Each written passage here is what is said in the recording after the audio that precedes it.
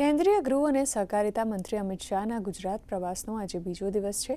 તેઓ આજે ગાંધીનગર જિલ્લા દૂધ ઉત્પાદક સહકારી મંડળી દ્વારા સંચાલિત મધુર ડેરીના દશેલા ખાતે ₹128 કરોડના ખર્ચે તૈયાર કરાયેલા નવા અત્યાધુનિક સુવિધાયુક્ત મિલ્ક પ્રોસેસિંગ પ્લાન્ટનું ઉદ્ઘાટન કર્યું હતું। આ પ્લાન્ટના ઉદ્ઘાટન કાર્યક્રમ બાદ કેન્દ્રીય ગૃહ અને સહકારિતા મંત્રી અમિત શાહે જનસભાને પણ સંબોધી હતી।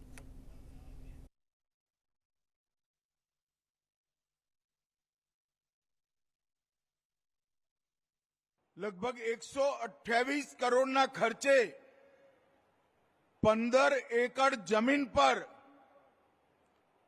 2.5 लाख लीटर दूध रोजનું પ્રોસેસિંગ કરવાનું કામ આપણો આ પ્લાન્ટ કરવાનો છે અને એનો 75% નફો ખર્ચો બાદ કર્યા પછી વધેલા 75% સીધા તમારા બધાના બેંક એકાઉન્ટમાં ટ્રાન્સફર થવાના છે ભાઈ।